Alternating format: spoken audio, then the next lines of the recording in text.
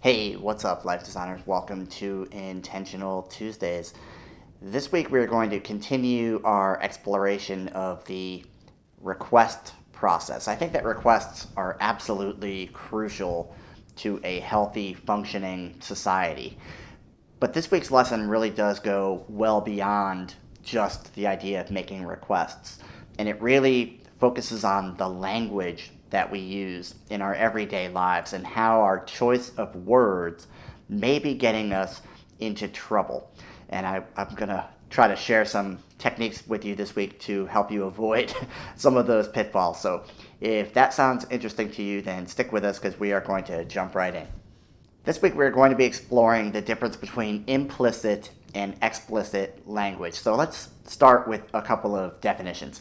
The definition of explicit. Explicit means that something is stated clearly and directly. That's what we mean by explicit. Now, implicit, as you can tell by the word implied, means that something is suggested but not directly stated, not clearly stated. So we're going to work with these two definitions of implicit and explicit language. Now, most of us, myself included, use implicit language all of the time, and I'm going to share some examples with you. The odd thing is that we convince ourselves that it's actually efficient. We convince ourselves that implicit language, when two people have a shared understanding, that communication is much more effective, it's much more efficient. And on the surface level, this is true. It certainly appears to be true. But I think if you dig in, if you really look at the examples where you've used implicit language, the chances are the situation did not turn out to be very efficient because implicit language creates so much room for misunderstanding, so much room for misinterpretation that the efficiency quickly drops because we don't get the results that we're looking for. Just imagine, for example, that you are talking to a colleague or your boss or even your significant other at home. You're discussing something that nobody wants to do. Everybody in the room knows that it's something that needs to be done, but nobody actually wants to take on responsibility or commit to actually doing the thing. The conversation may go something like this: we really should do something about that. And then everybody will look around and agree, yeah, we really should. But you'll notice that nobody is actually using explicit language. That language is very implicit. We really should do something about it. Nobody is stepping up saying, yes, I will do something about it. And as a result, the chances are nothing will get done. It's not even that the other people in the room know that the other person or believe that the other person committed to doing something. Everybody kind of knows that nobody committed to doing anything, but there's this kind of shared understanding that within the umbrella of this implicit language, nobody has committed to doing any action. And for some reason, that gives us a level of comfort in the moment. But of course, the problem, whatever problem we were trying to solve, has not gone away. So the problem persists, which is where the inefficiency actually comes into play. Now, this notion of inefficient language really works in both directions.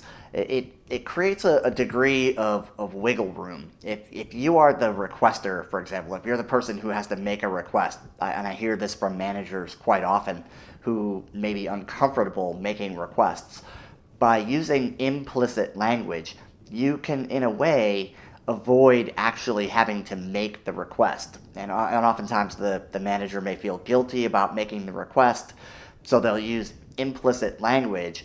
I really wish that you would do that, or I really need someone to do this difficult task. By using the implicit language, the requester can kind of get themselves off the hook of that guilty feeling for having to make the request in the first place. Now, unfortunately, from the manager's perspective, when I make my request in this way, if I say, I really wish that you would do this for me, or I really need you to do this for me, I haven't given you an explicit request. I haven't given you a deadline. I haven't given you the clarity that is going to really be required, and nor have I actually gotten your commitment. I haven't actually heard you say that you will do the thing that I want you to do, and that is really a fundamental, necessary piece of a request in order for it to really work, is that commitment from the other side. So as the manager, the chances are that my request or my desire is not going to be fulfilled. I'm really just kind of putting it out there and hoping that the other person will do what I want them to do. And that's just it's a very naive way of trying to get things done. And the implicit language thing works in the other direction as well. If you're the person receiving the request, if the person making the request frames it in a way using implicit language, then as the recipient of that request, I have a lot of wiggle room to not really follow through on that particular request. I mean, the person just said they wish that I would do the thing, or that they really need someone to do the thing. They didn't say that I needed to do the thing, and they certainly didn't say when I needed to do the thing, and I never committed to doing the thing. So therefore, I have a bit of wiggle room. Even if I have good intentions, even if I want to follow through and get this thing done, I definitely have baked in some leeway where I don't have to be as vigilant, as aggressive. I don't really have to get it done.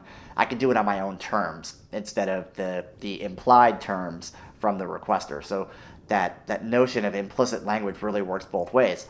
And even if the request comes to me as the recipient in a very explicit way, I can also, as a last-ditch effort, try to use my own implicit language in responding to the request. I could say something like, yeah, I actually I already had that on my to-do list. I really plan to do that anyway. Or yeah, I think I can get that done at some point. Very, very vague, very implicit language where it may sound to the requester as if I'm actually accepting their request and taking it on, making a commitment, but I've created enough wiggle room that I don't have to really own it as thoroughly as the other person might think that I am.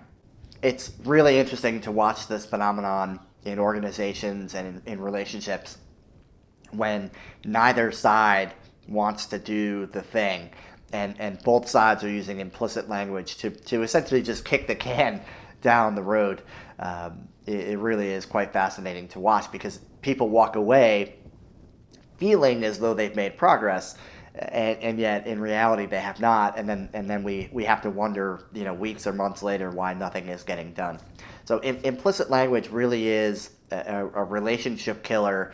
It really undermines just about everything that we try to accomplish with our organizational systems and structures.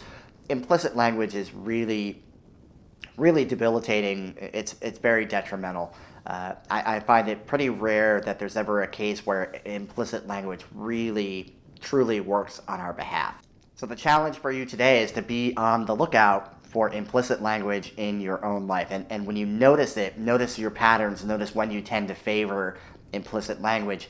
And simply, if you catch yourself in the act, just ask yourself, what am I trying to avoid here? Because implicit language is always about trying to avoid something. Ask yourself and really go deep, what am I trying to avoid?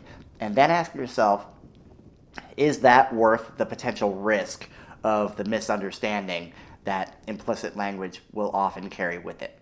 So that's it for this week's Intentional Tuesdays. I hope you enjoyed it. Hope you got a lot out of it. As always, I appreciate your time. I appreciate your attention. Look forward to our paths crossing again in the not too distant future. Until that day, I wish you all the best and prosperous journey. Take care.